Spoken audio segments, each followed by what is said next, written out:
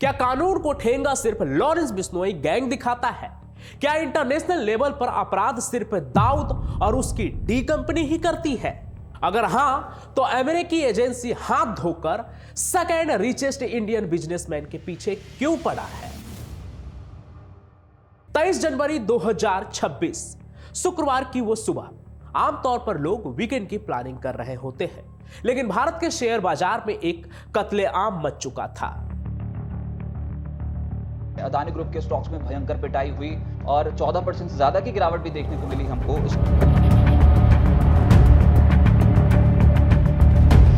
एक ही दिन में $12.25 बिलियन स्वाहा। इन्वेस्टर्स की जिंदगी भर की कमाई धुआं बन गई देखते ही देखते, और अब तक लगभग 1.5 लाख करोड़ से ज्यादा की गिरावट आई है। लेकिन यह सिर्फ मार्केट का क्रैश होना नहीं था, यह एक बहुत बड़े इंटरनेशनल क्राइम थ्रिलर का अगला चैप्टर था।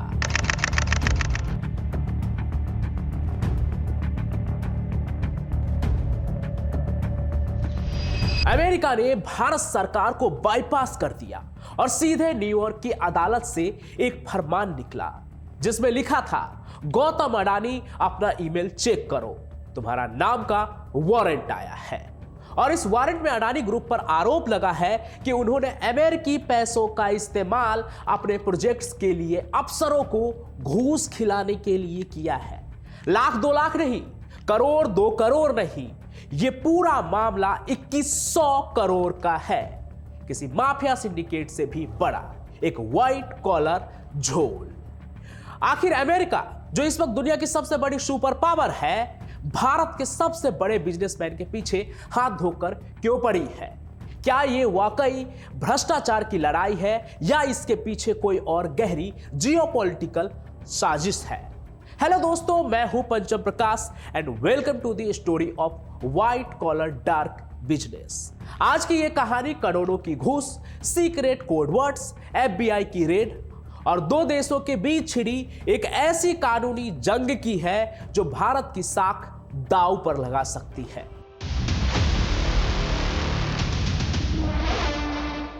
कहानी की शुरुआत होती है एक बड़े सपने से, ग्रीन एनर्जी। भारत ने 2011 में सेकी यानी solar energy corporation of India बनाई। मकसद था देश को कोयले से आजाद करना और सूरज की रोशनी से बिजली बनाना।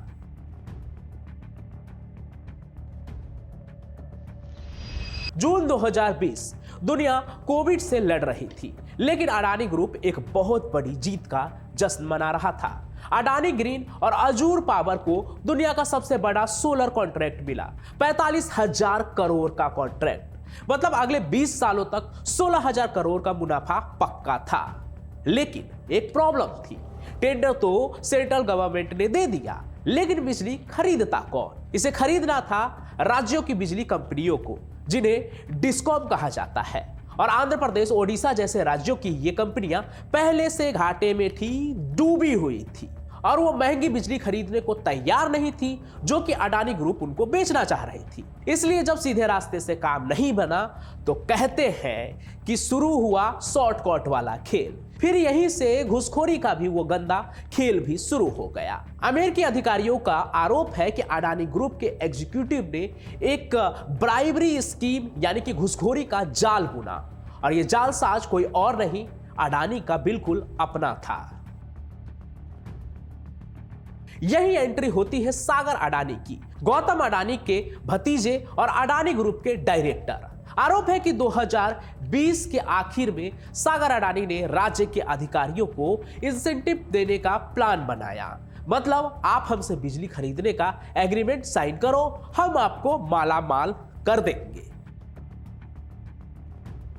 ओडिशा में 500 मेगावाट के सौदे के लिए लाखों डॉलर्स, और आंध्र प्रदेश, यहां तो खेल बहुत बड़ा था। 7,000 मेगावाट पावर एग्रीमेंट के लिए कहते हैं $200 मिलियन, यानी कि तकरीबन 1,000 करोड़ रुपए की घूस का वादा किया गया। अमेरिकी जांच एजेंसी का दावा है कि अगस्त 2021 में खुद गौतम अडानी ने आंध्र प्रदेश के तत्कालीन मुख्यमंत्री से इस सिलसिले में मुलाकात भी की थी। अब भारत में ये सिर्फ आरोप है, लेकिन अमेरिका के पास सबूत इतने गहरे हैं कि उन्होंने अपने यहाँ के कोर्ट में केस ही फाइल कर दिया सीधे सीधे। अब आप सोच रहे होंगे कि भाई भारत का प्रोजेक्ट है, भारत के नेता है, भारत की कंपनी है, तो इसे अमेरिका को मिर्ची क्यों लग रही है? वो वहां से केस क्यों फाइल कर रहा है? वो क्यों समन भेज रहा है? वो क्यों एक भारतीय बिजनेसमैन को डरा रहा है, धमका रहा है और गवर्नमेंट पर प्रेशर बना रहा है? यही अडानी ग्रुप से एक टेक्निकल गलती हो गई, जिसका खामियाजा अब शायद उन्हें भुगतना पड़ रहा है या भुगतना पड़ सकता है। अब देखिए, अडानी ग्रुप को प्रोजेक्ट तो मिल गया, लेकिन प्रोजेक्ट को चलाने के लिए पैसों की जरूरत थी, क्योंकि पैसों से ही पैसा बनता है। अडानी ग्रीन ने $750 मिलियन की फंडिंग उठाई। इसमें कहते हैं कि $175 मिलियन यानी कि करीब 1500 करोड़ रुपए अमेरिकी इन्वेस्टर से आए थे। अब अमेरिका का अपना एक कानून है, सुनकर आपको थोड़ा अच्छा भी लगेगा। नाम है FCPA यानी कि फॉरेन करप्ट प्रैक्टिस एक्ट। आसान भाषा में कहे तो अगर आप अमेरिका से ₹1 भी लेते हैं किसी काम के लिए, तो आप दुनिया के किसी भी कोने में घूस नहीं दे सकते हैं। उस काम को करवाने के लिए, जिस प्रोजेक्ट के लिए आपने वहां से पैसा उठाया है, उस पैसे का इस्तेमाल किसी भी काले धंधे में नहीं होना चाहिए जिसके लिए आपने फंडिंग उठाई है। बकायदा अडानी ग्रुप ने लिखकर भी दिया कि हम बहुत ईमानदार हैं, हमने कोई घूस नहीं दी है, सब कुछ एकदम टकाटक, एकदम आप समझ लीजिए कि कानून के हिसाब से चल रहा है। लेकिन अमेरिका का कहना है कि यह झूठ था। उनके मुताबिक अडानी ग्रुप ने अमेरिकी इन्वेस्टर को धोखे में रखकर उनके पैसों से भारत में घूस खिलाई, और यही वो वायर फ्रॉड है, वो सिक्योरिटीज फ्रॉड है जिसने FBI को एक्टिव कर दिया। जैसे भारत में CBI है, वैसे ही अमेरिका का FBI, और वो एकदम अलर्ट पर आ गए। लेकिन आरोप अपनी जगह है और कोर्ट में केस अपनी जगह। अगर केस फाइल हुई है तो सबूत भी होंगे, पर सबूत है क्या? देखिए, कहानी में ट्विस्ट आता है 17 मार्च 2023 को, जब गौतम अडानी का भतीजा अमेरिका पहुंचता है। जैसे ही वो अमेरिका की जमीन पर कदम रखते हैं, एयरपोर्ट पर अमेरिकी एजेंसियां उन्हें घेर लेती है। उनके हाथ में एक सर्च वारंट था, जिसे दिखाकर वो सागर अडानी से उनका मोबाइल फोन छीन लेते हैं, जब्त कर लेते हैं। अब जरा सोचिए, उस फोन में क्या मिला होगा? अमेरिकन इन्वेस्टिगेटर्स का दावा है कि उस फोन में व्हाट्सएप मैसेज, एक्सेल शीट्स और कोडवर्ड्स का खजाना था। कहा जा रहा है कि ये कोडवर्ड्स घूस लेन देन के लिए इस्तेमाल किए जा रहे थे। वहां एक फाइल ऐसी भी मिली जिसमें डिटेल में लिखा था कि किस सरकारी अफसर को कितना घूस दी गई है। एक एंट्री तो यह भी बताती है कि 2.3 गीगावाट की पावर के लिए 30 लाख रुपए पर मेगावाट का रेट तय हुआ था। अमेरिका का यह भी दावा है कि उन्होंने अजूर पावर के एक्स एग्जीक्यूटिव रुपेश अग्रवाल की एक PPT और एक्सेल सीट भी ढूंढ निकाली। वहां घूस के पैसे को डेवलपमेंट फीस के नाम पर भी छुपाया जा रहा था। यह किसी बॉलीवुड फिल्म की स्क्रिप्ट जैसा लग रहा होगा, लेकिन यह सब न्यूयॉर्क की कोर्ट के रिकॉर्ड में दर्ज है। नवंबर 2024, ठीक यही न्यूयॉर्क की डिस्ट्रिक्ट कोर्ट ने एक बम फोड़ा। गौतम अडानी, सागर अडानी और विनीत जैन, जो कि अडानी ग्रीन के पूर्व MD थे, उनके खिलाफ अरेस्ट वारंट जारी कर दिया। आपको याद हो तो शेयर बाजार उस वक्त भी गिरा था, मार्केट क्रैश हुआ था, लेकिन फिर माहौल आगे चलकर शांत हो गया। क्यों? क्योंकि तब डोनाल्ड ट्रंप इलेक्शन जीत चुके थे। ट्रंप ने अपने कैंपेन में कहा था कि वो FCPA जैसे कानून को खत्म कर देंगे, क्योंकि इससे बिजनेस को तकलीफ होती है। इसके बाद अडानी ग्रुप और भारतीय इन्वेस्टर्स को लगा कि ट्रंप आ गए हैं, अब मामला रफा दफा हो जाएगा, जो भी पुराना चल रहा है। लेकिन ट्रंप ने ऐसा कुछ नहीं किया और अमेरिकन कानून की जो मशीनरी है वो अपने रफ्तार से ही चलती रही। अब अमेरिकी कानून हमारे यहाँ के तरह नहीं होता है। अगर वहां सबूत मिल जाए तो राष्ट्रपति तक नप जाते हैं। बाकी तो आप समझ ही लीजिए। अब आते हैं लेटेस्ट डिस्कशन पर, जिसने 23 जनवरी को तबाही मचाई। नियम के मुताबिक अमेरिका को अगर किसी भारतीय नागरिक को समन भेजना है अपने यहाँ के किसी भी झोल के लिए, तो वो भारत के कानून मंत्रालय के जरिए ही भेजना होता है। कहते हैं अमेरिका ने 2 बार कोशिश भी की, लेकिन ऐसा कहा जा रहा है कि भारत सरकार ने इसे प्रोसेस करने से मना कर दिया या लटका दिया। समझ रहे होंगे आप। अब इस बात पर अमेरिकी रेगुलेटर SEC यानी कि सिक्योरिटीज एंड एक्सचेंज कमीशन को गुस्सा आ गया। उन्होंने कोर्ट में जाकर कहा, अपने यहाँ के कोर्ट में, कि ये लोग समन ले नहीं रहे हैं तरीके से, हमें परमिशन दीजिए कि हम सीधा सीधा ईमेल पर उनको समन भेजकर यहाँ बुलाएं। फिर क्या, वहां की अदालत ने इसकी मंजूरी दे दी। जैसे ही यह खबर फैली कि अमेरिका अब भारत सरकार को बाईपास कर रहा है, बाजार को समझ आ गया कि मामला सुलझने के बजाय उलझ गया है और मार्केट क्रैश हो गया। $12.5 बिलियन का नुकसान सिर्फ एक नंबर नहीं है, यह बाजार का डर है। डर यह कि अगर अमेरिका ने अडानी की एंट्री बैन कर दी या करोड़ों डॉलर्स का जुर्माना लगा दिया तो इस ग्रुप का क्या होगा।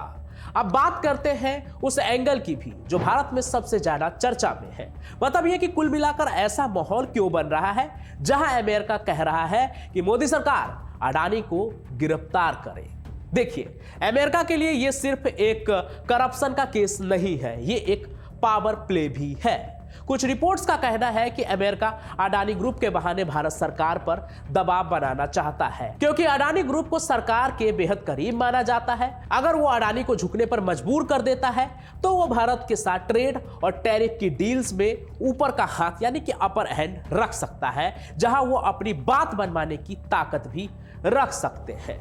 लेकिन क्या अमेरिका ये चाहता है कि भारत अपनी डिफेंस डील्स या टैरिफ पॉलिसीज में बदलाव करे, या फिर ये वाकई में साफ सुथरे बिजनेस की लड़ाई है जहां पर करप्शन मतलब नो मींस नो है। लेकिन इन सभी चीजों के बीच एक कड़वा सच ये भी है कि आंध्र प्रदेश और ओडिशा की जिन कंपनियों के साथ ये डील हुई, वो कंपनियां पहले से ही 1.29 लाख करोड़ के घाटे में है और उन्हें आगे डील के लिए भी घूस दिया जा रहा है। ये बात तो उठ ही रही है। अब ये पैसा किसका है? टैक्स पेयर्स का, यानी हमारा और आपका, जो कमाई तो कमाए, 1 रुपये का शैम्पू खरीदने पर भी पैसा देते हैं टैक्स का, चाहे वो बच्चे के लिए बिस्कुट हो या घर का कोई सामान, हर चीज पर टैक्स तो पे करते ही हैं और उन्हीं पैसों का गलत इस्तेमाल हो रहा है। आप ये समझिए कि अगर महंगी बिजली के सौदे घूस देकर हुए तो उसका बोझ आने वाले 20 सालों तक जनता की जेब पर ही पड़ेगा या नहीं? ठीक से सोचिए। बाकी अडानी ग्रुप पर अगर ये आरोप साबित हो गए तो क्या होगा, आइए वो भी आपको बताते हैं। अमेरिकी कानून के मुताबिक सिक्योरिटीज फ्रॉड हुआ तो 20 साल से 25 साल की सजा हर काउंट पर। ब्राइबरी कॉन्स्पिरेसी अगर साबित हो जाती है, जिसका वो आरोप लगा रहे हैं कि हमारे पैसों को घूस देने में इस्तेमाल किया गया, अगर ये प्रूव हुआ तो 5 साल की जेल। और इन सभी चीजों के अलावा करोड़ों डॉलर का जुर्माना, जो कुल मिलाकर अडानी ग्रुप की कमर तोड़ सकता है।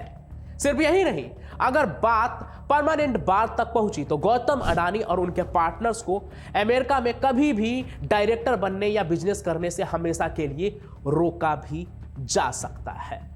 अब अंत में एक और बात, जब इतना कुछ हो रहा है तो अडानी ग्रुप क्या कह रही है? क्या उन्होंने यह आरोप स्वीकार कर लिया है या इस पर उनका क्या कहना है? अडानी ग्रुप ने इन सभी आरोपों को बेसलेस यानी कि बेबुनियाद बताया है। उनका कहना है कि कंपनी ने हमेशा से कानून का पालन किया है। वो कहते हैं कि जब तक दोष साबित ना हो वो निर्दोष है।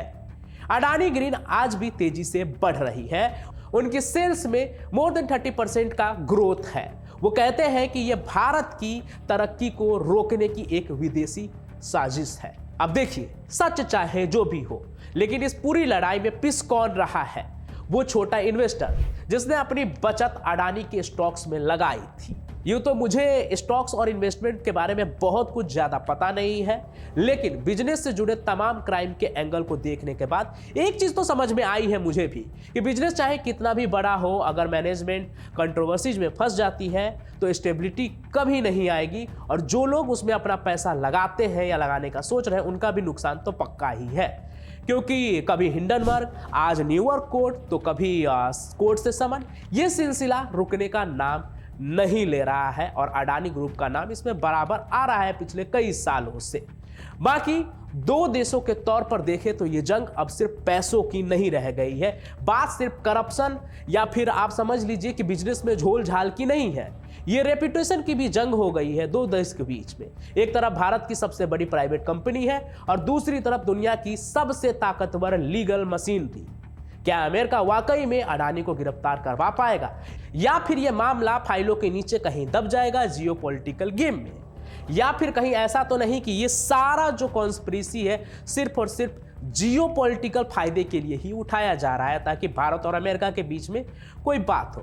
खैर, ये सब जियोपॉलिटिकल मुद्दा है, इसमें मेरी कोई एक्सपर्टीज भी नहीं, इसलिए मैं इस पर कुछ अपना पॉइंट भी नहीं रखूंगा। लेकिन इन सभी कहानियों के बीच में क्राइम का जो एक एंगल निकल कर आ रहा था, उसकी कहानी मैंने सोचा कि आप लोगों को जरूर बताऊं कि जो अडानी ग्रुप पर इतने सवाल उठ रहे हैं, न्यूयॉर्क की कोर्ट से जो समन आ रहा है, आखिर वो कौन सा क्राइम था? घुसखोरी का, ये हजारों करोड़ का जो घुसखोरी का मामला है, ये भारत में कैसे पनप रहा है, उनकी जानकारी आपको दूं। बाकी अगर धुआं इतना तेज है तो आग भी कहीं ना कहीं तो जरूर लगी होगी, चाहे वो साजिश की आग हो या भ्रष्टाचार की। तो आपको क्या लगता है, क्या अडानी ग्रुप के खिलाफ अमेरिका का ये हथियार वाकई में भ्रष्टाचार का पर्दाफाश कर रहा है या फिर ये कुछ और है? नीचे कमेंट में आप जरूर लिखिएगा। और साथ ही साथ ऐसे ही डीप इन्वेस्टिगेटिव रिपोर्ट अगर आप देखना चाहते हैं और भी किस किस टॉपिक पर, वो भी कमेंट कीजिए। चैनल को सब्सक्राइब भी जरूर कर लीजिए। बाकी मैं तो मिलता ही रहूंगा हर वीडियो में। और अगर आप मेरी ये बात सुन रहे हो तो आप सभी का बहुत बहुत धन्यवाद। आप वीडियो को अंत तक देखते हैं, इसलिए आप कहाँ से हैं और आपका नाम क्या है वो भी कमेंट में जरूर लिखिए ताकि मुझे पता चले कि अंत तक मेरी कहानियों को देखने वाले वो लोग कौन है जो मेरी कहानियों को एकदम अंत तक देखते हैं। एक और बात, मैंने एक क्राइम की कहानी तो मैं सुनाता ही हूँ, लेकिन मैंने एक नोवेल भी लिखी है। उसने कहा आई हेट राइटर। तो अगर आप किताब को पढ़ने के शौकीन हैं, आपको कहानियाँ पढ़ना पसंद है, तो आप मेरी किताब को भी पढ़ सकते हैं। आपको अमेजन और फ्लिपकार्ट पे भी मिल जाएगा। नीचे आप प्रोडक्ट सेक्शन में जाकर उस किताब को डायरेक्ट खरीद भी सकते हैं। तो पढ़ के बताइएगा वो भी। बाकी मैं पंचम प्रकाश अपनी कहानियों के साथ हाजिर होता रहूँगा। तब तक के लिए जय हिंद, जय भारत।